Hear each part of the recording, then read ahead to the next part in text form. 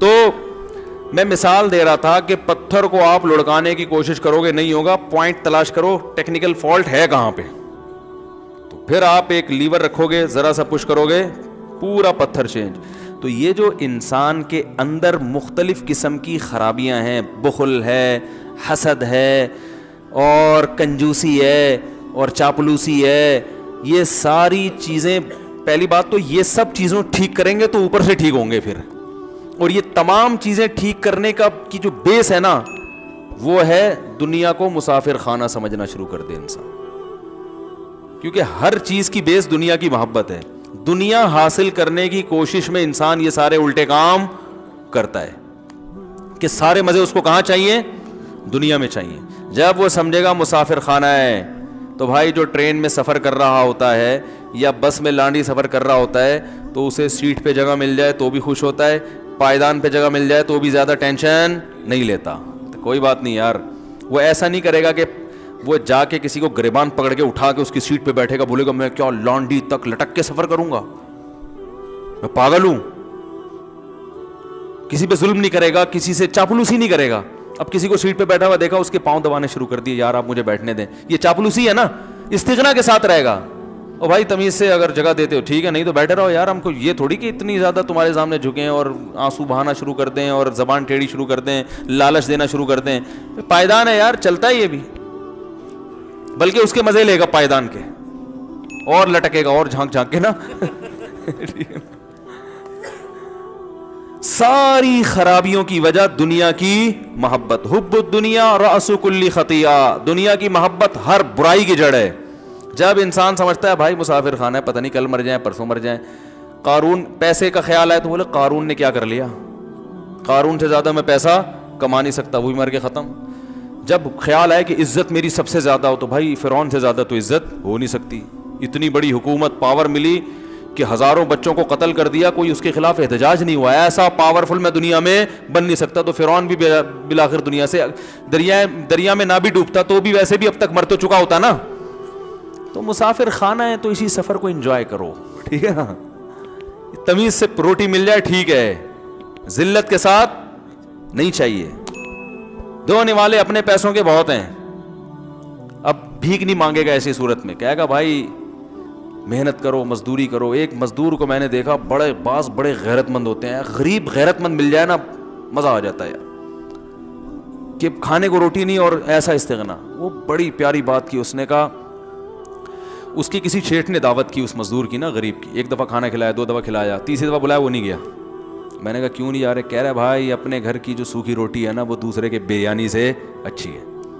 میں نے کہا یار کیا ماشاءاللہ, اللہ نے اس کو ایسے آدمی پہ خرچ کرنے کا بھی دل چاہتا ہے. دل چاہتا ہے بھائی تو لے لے ہم سے زکات, ٹھیک ہے نا, تو لے لے ہم سے صدقہ. تو جب ہمارا دل چاہتا ہے ایسے آدمی پہ, تو اللہ کا نہیں چاہتا ہوگا ہے بھائی؟ اللہ کا بھی چاہتا ہے کہ ایسے کو کھلاؤں. پھر اللہ غیب سے اس کی مدد کرتے ہیں, لوگوں کے سامنے ہاتھ پھیلانے سے اس کو بچاتے ہیں. پھر جب آپ کے دل میں دنیا کو مسافر خانہ سمجھو گے, تو پھر محبت اس سے کرو گے جس سے محبت کرنے کا اللہ نے حکم دیا ہے. کیونکہ آپ کو پتہ ہے اس کے علاوہ کسی سے محبت کی تو آخرت برباد ہو رہی ہے میری. دنیا تو گزر جائے گی نا, سفر ہے بھائی. تو سفر میں انسان ایسے کام نہیں کرتا جس سے منزل خراب ہو جائے. سفر کا بیڑا غرق کر دے گا, منزل نہیں خراب کرے گا وہ کبھی بھی. میں نے بعض دفعہ لوگ دیکھے ہیں, ایک سنار کو دیکھا پھٹے پرانے کپڑے پہن کے پرانی سی بائک پہ جا رہا ہے, اور کئی تولے سونا کمبخت نے جیب میں ڈالا. کمبخت تو نہیں کہنا چاہیے, بڑا نیک آدمی, جیب میں ڈالا ہوا ہے.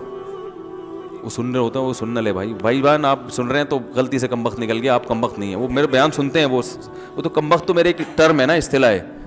کمبخت سے میری مراد کوئی وہ برا لفظ نہیں ہے میری لغت میں, یعنی وہ گھننا بنا ہوا ہے نا. اب وہ سونا جیب میں ڈال کے جب بھی جاتا ہے نا, پرانی سی بائک لے گا اور وہ جیب میں گولڈ ڈال کے جا رہا ہوگا. میں نے اس سے کہا, میں نے کہا بھائی یہ اسٹائل آپ کا؟ اس نے کہا بھائی جان میں اگر گاڑی میں جاؤں, لوگوں کو پتہ بھی ہے کہ سنا رہے ہیں, تو میں منزل پہ, اس کے الفاظ منزل نہیں ہے, میں اپنے الفاظ میں ڈیفائن کر رہا ہوں کہ بھائی منزل پہ نہیں, راستے میں لٹ پٹ جاؤں گا میں. اس حلیے کو دیکھ کے تو لوگوں کا دل چاہتا ہے کہ اس کو زکات دے دے. کون آئے گا چھیننے کے لیے؟ کہہ رہا جو چھین کے بھی آتے ہیں نا وہ اپنی زکوٰۃ ہمیں دیتے ہیں کہ یار کو ڈاکوؤں کا بھی دل چاہتا ہے نا تھوڑا بہت اللہ کے عذاب سے بچنے کے لیے کچھ تو دیں کسی کو. تو یہ راستہ اپنا خراب کر رہا ہے. اس کا بھی دل چاہتا ہے میں ہر وقت 3 پیس سوٹ میں رہوں, بہترین گاڑی میں جاؤں, لیکن یہ ٹینشن کیوں اٹھا رہا ہے؟ پرانی بائک, پھٹے پرانے کپڑوں کی ٹینشن.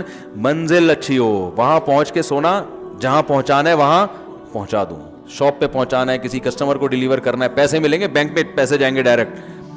تو منزل کی خاطر انسان اپنے سفر کو برباد کر دیتا ہے, سفر کی خاطر منزل پہ سودا نہیں کرتا. جب یہ بات دماغ میں آ جائے گی بھائی مسافر خانہ ہے, بھاڑ میں جائے, کوئی عزت دیتا ہے دے, نہیں دیتا نہ دے. محبت ماں سے کریں گے, باپ سے کریں گے, بہن بھائیوں سے کریں گے, دوست اگلے درجے میں. کیونکہ دوست سے مالی فائدے ہیں نا بھائی, مالی فائدے ٹھیک ہیں, لیکن باپ پہلے. باپ کی خاطر, تیری خاطر باپ کو نہیں چھوڑوں گا میں. سمجھ رہے ہو کہ نہیں سمجھ رہے؟ اور پیسوں کی خاطر اپنی عزت نفس کو خراب نہیں کریں گے. پیسے کمائیں, بد اخلاق باس سے بھی احترام کریں کیونکہ بڑا ہے تو احترام تو فرض ہے. اتنا نہیں جھک جائیں گے کہ لالچ میں آ جائے, لالچ میں نہیں آنا ہے. ایک حدیث سنا کے بیان ختم کرتا ہوں. ابو سعید خدری رضی اللہ تعالی عنہ فرماتے ہیں میں بچہ تھا, نبی صلی اللہ علیہ وسلم نے نا غزوہ احد میں بہت سے صحابہ شہید ہو گئے تھے جن کے گھروں کے چولہے بند ہو گئے. اب گھر میں مرد ہی نہیں, تو ابو سعید خدری رضی اللہ, ان کے بھی سارے مرد, یہ چھوٹے بچے رہ گئے, باپ بھی شہید, بھائی بھی شہید.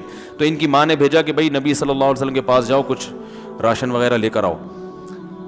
اب جو لوگ آ رہے ہیں نبی صلی اللہ علیہ وسلم کو راشن دے رہے ہیں, لیکن ابو سعید خدری جب آئے نا تو آپ نے ان کو نہیں دیا, کیونکہ دیکھتے تھے کہ جس کا ایمان تگڑا ہے نا اس کو نہیں دو, عادت خراب ہوگی. کس کے در پہ ہاتھ پھیلا رہے ہیں؟ نبی کے. لیکن نبی نے نہیں دیا. فرمایا, اور یہ بھی نہیں کہا کہ اے ابو سعید تم اگر غنا اختیار کرو گے تو اللہ غنی بنا دے گا, ہاتھ نہ پھیلاؤ. یہ ان کو ڈائریکٹ خطاب کر کے نہیں کہا, بلکہ کیا فرمایا, اصول بتایا. من یستغنی یغنیہ اللہ, جو اللہ سے غنا طلب کرتا ہے نا کہ اللہ تو مجھے مخلوق سے بے پرواہ کر دے, تو اللہ اس کو مخلوق سے بے پرواہ کر دیتے ہیں. ومن یستعفف یعفہ اللہ, جو اپنے دامن کو بدنما ہونے سے, داغدار ہونے سے بچانا چاہتا ہے, اللہ اس کے دامن کو بچا لیتے ہیں. دامن داغدار ہونا کیا ہے؟ بھیک مانگنا. یہ بھی دامن داغدار ہو گیا نا. دیکھو بھیک مانگ کس سے رہتے؟ سید الانبیاء سے. لیکن آپ نے یہ بھی گوارا نہیں کیا کہ میرے سامنے ہاتھ پھیلائے, حالانکہ آپ تو سید الانبیاء اللہ کے رسول ہیں. کتنی عجیب بات ہے کہ نہیں ہے؟ اور ان کو کہہ رہے ہیں اپنے دامن کو داغدار مت کرو مخلوق کے سامنے ہاتھ پھیلا کے. تو مخلوق میں نبی نے اپنے آپ کو بھی شامل کیا, بھائی مجھ سے بھی نہیں مانگو. کیا عجیب تعلیم دی جا رہی ہے کہ صرف کس کے سامنے جھکنا ہے؟ اللہ کے سامنے. اپنے سامنے جھکنے سے بھی منع کر دیا, بھائی مجھ سے بھی نہیں. فرمایا من یستغنی یغنیہ اللہ ومن یتصبر یصبرہ اللہ, اور جو اللہ سے صبر مانگتا ہے اللہ صبر بھی دے دیتا ہے. یعنی ابھی تمہیں پیسے نہیں ملیں گے, فاقے آئیں گے, تو اگر اللہ سے مانگو گے نا اللہ ان فاقوں کو برداشت کرنے کی توفیق بھی دے دے گا.